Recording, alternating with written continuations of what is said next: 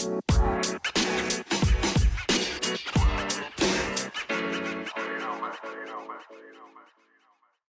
everyone, welcome back to all my listeners. Today is Wednesday, June 5th, 2024. My name is Sonal Patel, and this is the Paint the Medical Picture podcast series. All right, you guys, it's the beginning of a brand new month, the month of June, and I'm including another bonus episode of my Compliance Capers series that I've been telling all of you about from week to week.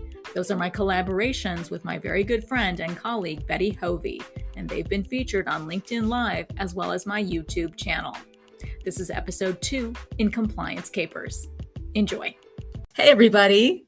Welcome to another episode of Compliance Capers. I'm with my good friend, Betty Hovey. Here we are together again. Yay.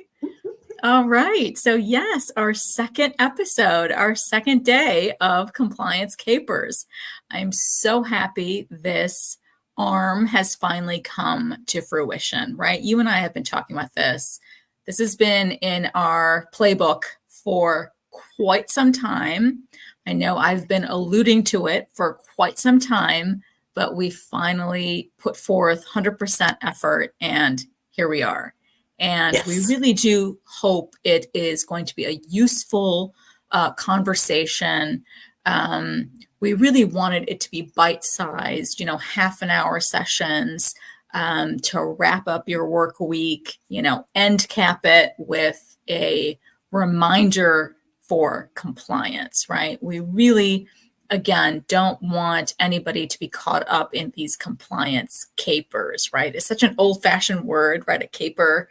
But really, it's about a, story gone sideways, right? We really don't want our practices, our beloved physicians and APPs to get caught up in these kinds of situations. And so, my good friend and I have been talking for quite some time about this concept, this storyline between us, that we really wanted to get something like this out to people in the industry, right? Because I think it's really going to hammer down the overarching point that we want to make with all of you is, stressing the importance of proactive compliance.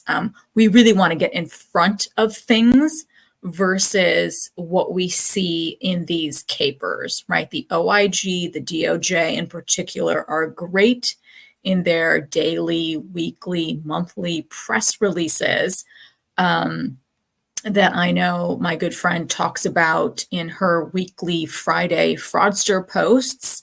I talk about them at the end of each and every month on my Paint the Medical Picture podcast for the past 3 years. So again, we really, really believe that these types of capers are instrumental in the work that we do every single day in terms of we learn a lot from these press releases.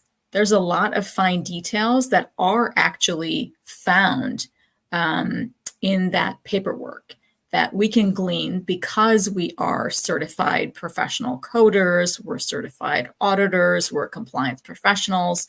So we understand the nuts and bolts of what these press releases are actually talking about from the various specialists that are hit and are in the news here in these types of compliance capers. So welcome back, my friend. Gives us a lot of good educational points. That's what I think of. And yes, the name, it just kind of, we were playing around with names. And you're right, the capers thing, when we're saying it makes me think of, those old things that, it's a caper, see? Exactly. So, that's right. That is right. So yes, we're doing our best, doing our part to help practices to not end up, as I said last time, not end up being something that we're all talking about here. So we just want to make sure that we're giving everybody the tools necessary and the talking points necessary to take things back and discuss with your physicians, APPs, things that you can take back and say, oh, we really need to look at this now for us to make sure that we're not inadvertently doing something that's, not correct and things like that, because, the ones that we pick out, of course, are the ones where there was just definitely something, intentional, and they were trying to get away with something and got busted, but most of the practices that we work with have no clue that what's going on is not within the guidelines and within what is supposed to be being done. And, so we point these things out, and a lot of times it's like, oh, wow, I didn't know. And what do we do now? And, when you're in the middle of having, records requested, you get those ADR requests from a payor or from Medicare or from, Cotivity, where, they're actually actively coming after something. It causes a lot of anxiety in a practice. It's very, it's very hard on everybody, and there's a lot of things then everybody's scrambling to get records and have the records looked at, and what should we have done, and you're trying to outthink or trying to put yourself in the state, what are they looking for, what did we do, and it can all be avoided, and that's one of the things that Sonal and I were looking at with doing this, is to help the practices to stop and think about these types of things before you get to that point where you're getting an ADR or you're getting a payor that's now asking you for a list of 150 different claims that you've submitted, and they want all the medical records, and it's going back for 3 years or more. I have one client that right now we're dealing with, and the claims go all the way back to 2017 that they're looking at. So it's, it can get into, and the physician, she's just like, I'm not sleeping. I'm looking at all these things, and she's, I'm so anxious over all of this. And, it makes everybody nervous in the practice. And, it can all be avoided by, doing your own little checkups and making sure that, you're not falling into these kind of, bad habits and things like that can come back and really bite you. And when they bite you, it bites hard, because they're asking for a lot of money. I mean, think about that. 2017, almost 7 years ago, since we're getting into 2024 now, that's a big bite, even if it's a small service for the past 7 years that you've done it, it adds up real quick. Wow. That's hefty. That's huge for 7 years. Yeah. Yeah. But what you were saying is absolutely true, right? The amount of stress that these types of additional documentation request letters put on a practice, put on a provider, right? They're sweating bullets, right, when they receive that piece of paper, because it's not in their wheelhouse. Let's remember that our providers are trained for 12 plus years of their amazing lives to be brilliant physicians, surgeons, whatever, specialists, right? That's their wheelhouse. They don't know what to do with that 7-page, piece of paper, all of those papers that come in the green envelope to their practice, requesting this, that, and the other, and some more in 45-day window. That's so quick. That's so hurried. They don't know what to do. They're scrambling, right? We can see them sweating. It's terrible. Yeah. So and then definitely try to avoid. We don't want them to be stressed out of their minds like that. It's uncomfortable. And I feel for them, because I've been through many a event like that over my years with practices that are involved in those additional documentation request letters, all the hoops that they have to jump through to make sure the payer receives everything on time, right? So then they're not docked some more if they miss the deadline. All of this is to avoid, any type of mayhem down the line. And as we said in our debut episode, proactive compliance really is key to help you avoid being on these hit lists that the OIG and the DOJ produce all the time, right? Our goal is, of course, and they too understand that people will make a mistake. They understand that the billing may go a little sideways from time to time. It's a mistake, right? But again, when Betty and I get involved, we like to remind practices that the payer is bigger. They have more tools in their toolbox. Everything is automated, right? So they can therefore look at all of your service lines over the past 7 years in Betty's example, right? They can do that at the push of a button, snap of a finger, whatever. It's that quick. And they can, outline it all for you, lickety split. It's so quick that they have access to. So it's that volume of error that they can then address, right? Not just that 1 month of something gone sideways. No, they're looking at 7 years of things gone sideways, right? And so when they put their lens on you like that, that's when they can use those terms of, fraud, waste, and abuse rather easily, because they're looking at the volume and not just the 1 month of something that went a little bit wonky. Yeah. And as a side note, y'all, when you get those, don't call us when there's 2 days left. Yeah, please don't. That's the other thing. Please don't. Because then we're sweating. Make sure you press it right away. You should have a whole system set up that if you ever get this letter or this piece of paper, or you see that it's from this entity, it needs to get fast tracked to the proper people so that it can be taken care of right away. You want your stuff in early. You don't want it in at the last second, or you're calling and begging them to give you some more time because somebody buried it in a pile of mail and nobody looked at it. Now you have 2 days left to where it's due, and things like that. So make sure you have some protocol set up for when you do receive these types of correspondence in the mail. So that's another little tip there for you. Exactly. Have the steps in place.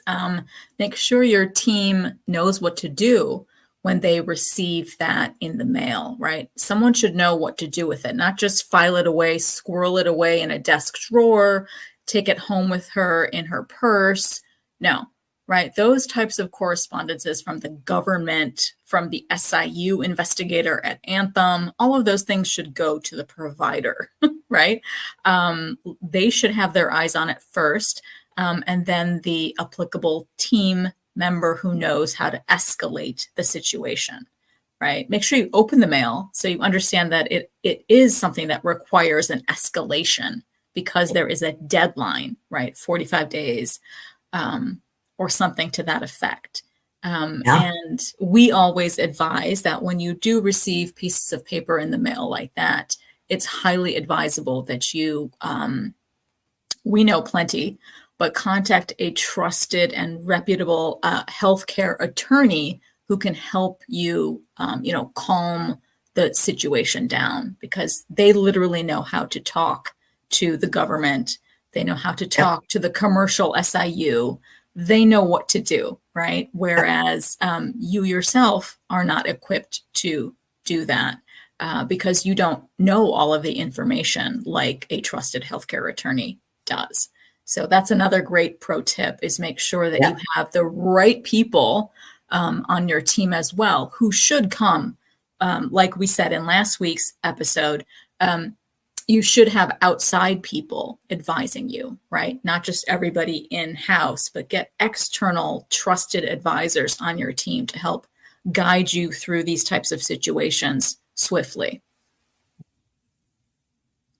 Yeah. So now today's conversation of topic, I really wanted to talk about something that we've seen over the years a lot. But of course, there's been some recent cases towards the end of last year, right? 2023 in December. We did see quite a few cases come out relevant to upcoding E&M visits in particular. Now, this upcoding term right, is kind of a Medicare CMS type of construct, this upcoding, right? So what does that mean, Betty, upcoding? Like to the general audience here that might be just now tuning in on a Friday morning. What is upcoding? Well, when we look at it from what the payer is taking a stand on, is that from a documentation standpoint, let's say that your physician, your APP, is reporting a 99204, level 4, but when the documentation is looked at, it only supports a level 2, a level 3. So when the payers look at that and they come back and are having conversations with you, they will call that upcoding. You upcoded that visit. Now, we also see many times where I like to come back with my clients when I'm looking at their stuff, and you know that specialty, that it might not necessarily be upcoding, it might be under documenting. So that's Nice. one of the things to kind of keep in mind. They might have done that level 4, but the documentation doesn't stand up for that, which is why we're going to sound like broken records with this stuff sometimes, but having those audits, taking a look at the records, because it's what's in the record that matters, not what was actually done for that data service, because the only thing everybody has to go by is that medical record. But when they're talking about upcoding, and in the case we're looking at, it blatantly is upcoding. I mean, there's not under documenting going on here, because that's just too much. But in a lot of cases, when they claim you're upcoding, it's really under documenting. So that's one of the things, for us to discuss as we, take a look at this case too, is to, make sure which one of those areas, you're falling into. Yeah, that's a really, really great point, right? When we teach our providers, when we try and give them that extra guidance, you're absolutely right. We can identify where things have been underdocumented, right? They're just not, when we talk to them about, walk us through your day, right? I love to start conversations out like that. Walk me through your day, sir, ma'am, right? It's so much smoother because literally they chit chat away. They know exactly what they did with that patient on that day. They talk so freely about it, right? And then when they stop talking, I can interject and say, that's beautiful. That's all of the evidence I need to support a moderate level of service right here on 99214. Spot on, bang on, right? Right there in that eloquent, fact checking that they provided me for the problems addressed, for the data, for the risk. They do it all. They just help walk me through the day, but nothing was, matriculating down from the gray matter onto the EMR, right? That's what I always say. They do it. They did the service swimmingly. It's just not documented. It's still trapped up here, right? There was no time in their day, in their busy, busy day, seeing patients to type it all up in the EMR, right? But when you have a conversation with them, it's right there. And they do it so efficiently and brilliantly. I'm like, all of that just needs to be put into the EMR. So yes, Betty, that's a great point where we are physician advocates and APP advocates for sure. And that's all we need, is we just need to hear them talk. And literally the claim can be supported based on that conversation. But unfortunately, it can't, right? Because the payer won't reimburse you just on that conversation. It has to be documented in the medical record, right? That's why I say, if you think it, ink it, right? That's right. If it's up here, it's got to get down there, or else we can't support it for you. And that's the biggest thing. That's the biggest is thing. that support. But yeah, this case that you had found with this orthopod, it definitely was not. It was this orthopod frequently billed for more than 60 patients per day, sometimes more than 90 patients per day. Now, I hear a lot from my physicians and APPs that, boy, they want us to see 40 patients and 40, and they're talking about how little time that is in their day, how much they don't. And this one is 60 to 90 patients a day. A day. How? So yeah, that one, again, this is an example where it truly appears, because I think this one is this one is an allegation at this point. So, allegedly, is a case where, that just doesn't add up. And again, for over and over, for a period when they look back at their records, they were looking at a period of 3 years. So for those 3 years, consistently 60 to 90 patients a day, that's, not sustainable. Wow. I mean, you could have a crazy thing where something nuts is going on and there was some, natural disaster or something where they say, for like 2 weeks, they were working like a dog for almost 20 hours a day, blah, blah. Okay. You could that I can understand. I could see that. But for 3 years, that kind of starts to get to where it doesn't pass the smell test, so, but when you were talking about this, Sonal, what the government did, which I thought was interesting too, to kind of point out, was that they were looking at the time then, because they said if they did that many, that would mean from the hours they were open, that this provider spent less than 5 minutes per patient if you averaged it out. And so when we looked at the codes they were reporting, they focused on the times attached to the codes. So they said, in fact, it says they used billing codes that typically corresponded to visits of 15, 25, 30, or even 45 minutes.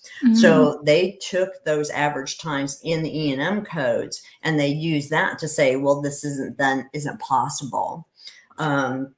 And that was one of the sides, that I said, well, time for me, at least, I think, is kind of a secondary way to do your E&M. Now, depending on your specialty, I get that there are some specialties that say, no, we really, use that a lot. And that's great if you do. But I think for the most part, most of our physicians and APPs are reporting their E&M level off of MDM now that we have the 2 ways only to do it. And so it's very possible to do a moderately complex visit, a level 4, and not take the 30 minutes to do it. It doesn't take 30 minutes to do a level 4. You were pointing out with the training and all the years experience that you can do a level 4 a lot faster.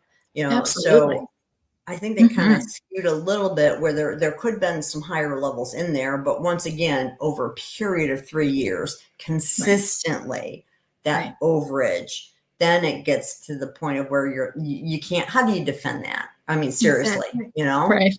Exactly.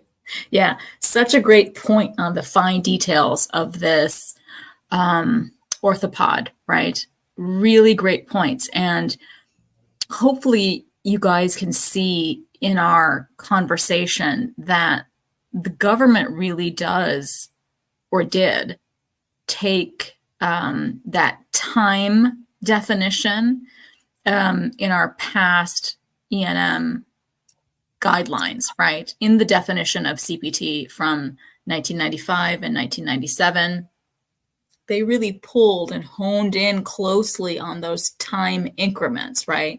And then made their case based on those time, right?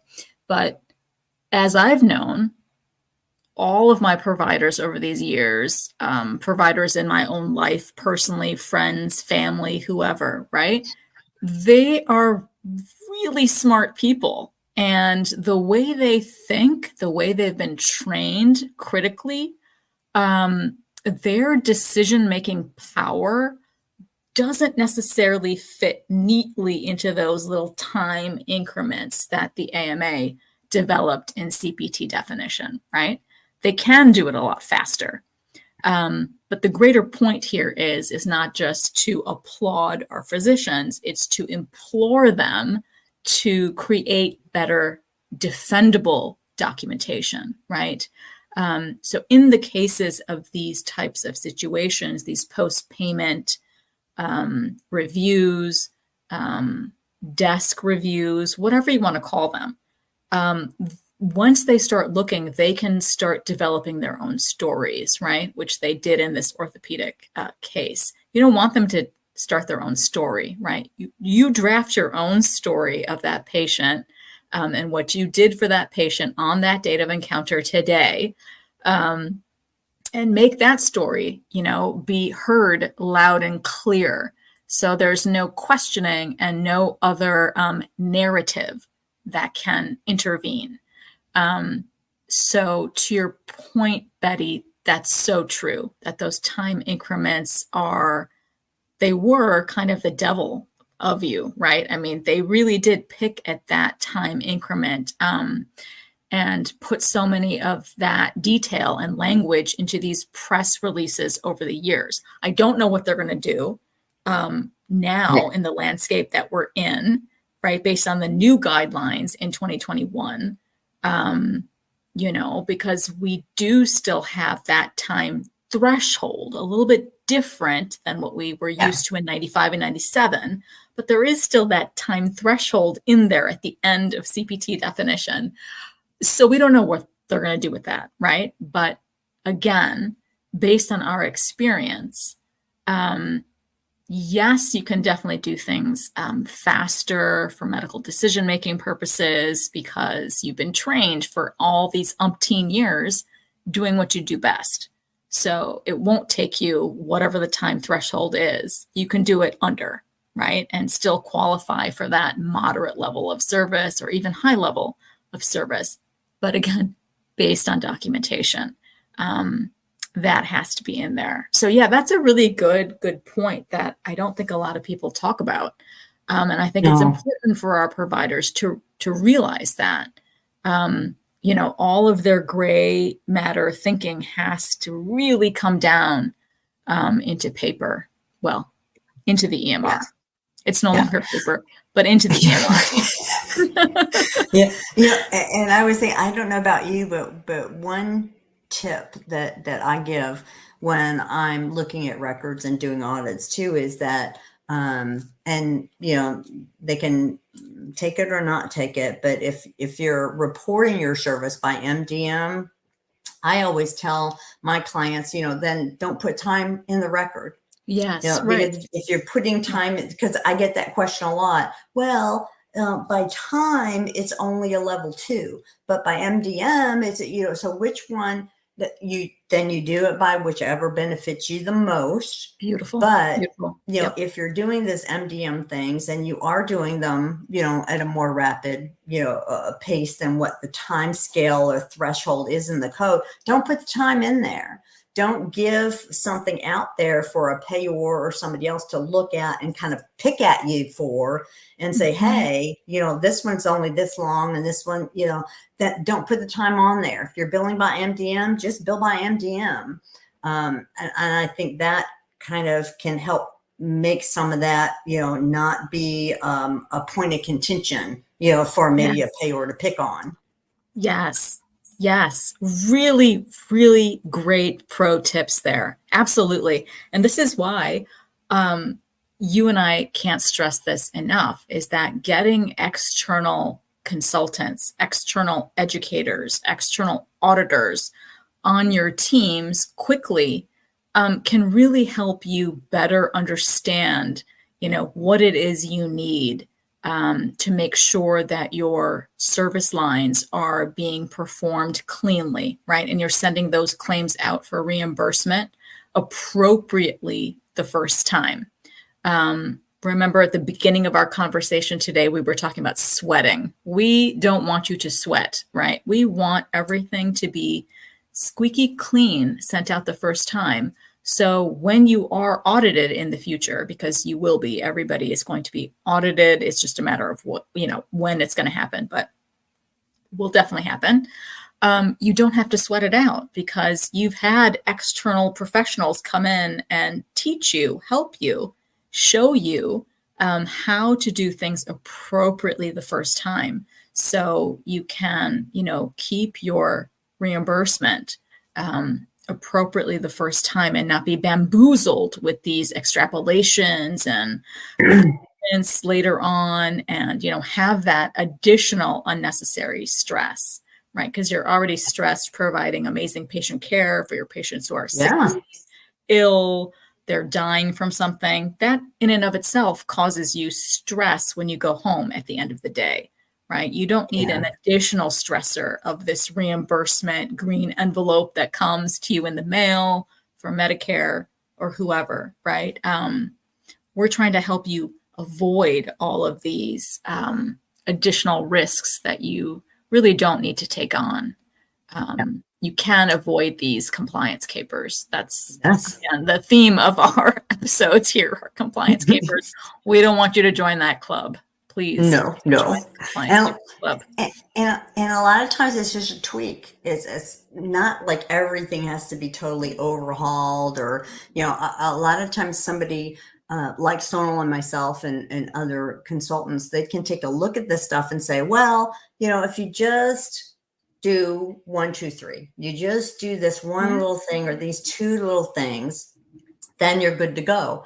It doesn't have to be, that everything needs totally redone. Now, I'm not saying there may not be practices out there that really do need total overhauls, but a lot of times it's just something little. Like we have a client that we're going through audit stuff, and I say, if you just say that the images were external, the labs were external, just that one word will fit to where if an auditor looks at it, they know, okay, but then I can give them credit for this. So a lot of times it's just little bitty things like that, to where if a payor does request records from you, you're not sweating it. You're like, okay, let's copy them all up. Of course, you want to look at them first, make sure everything's in there. But then it's not like you're sitting there just sweating bullets for the month or 2 months it takes them to get back to you and tell you what they thought about them. Then it's more of like, okay, we know everything's, we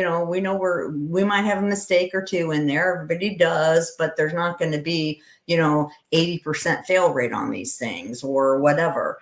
And that's kind of where you want to be, to where when you do get a request, because we keep saying you will, when you do get a request, it's not going to be to where everything in the practice is in an uproar. It's like, okay, here it is. We have this many days. Let's get these records together. We're going to look at them, make sure everything's in there that we need to be in there, and then send them off, and then go about the business of helping your patients, and then just wait to hear back from them, because you're not going to think that some, big bad thing is going to be coming down and, the hammer's coming down on you. Right. Exactly, Betty. Wow. So well said, as usual. Absolutely. Yeah. So, this was our second episode of Compliance Capers. I hope everybody enjoyed all of our tidbits, pro tips, our nuggets of information. Again, based off of something that is publicly available, right? Those OIG press releases, DOJ press releases, everybody has access to them. But it's a matter of how you utilize them, right? So we implore you from this entire season that we're going to be with you, helping you gain proactive compliance. I really, really hope you guys stay tuned for our weekly episodes. I know we're really excited about it. We've been dreaming about this arm for so long, and we're happy that it's finally coming to fruition here. So, my friend, thank you so much for coming on again today on Compliance Capers. And you and I just have a great time, and can always have something meaningful to share with our audience. So I hope you guys have a lot of great takeaways from today's episode. And we can't wait to see you guys again next week. Thanks so much. Thanks, y'all.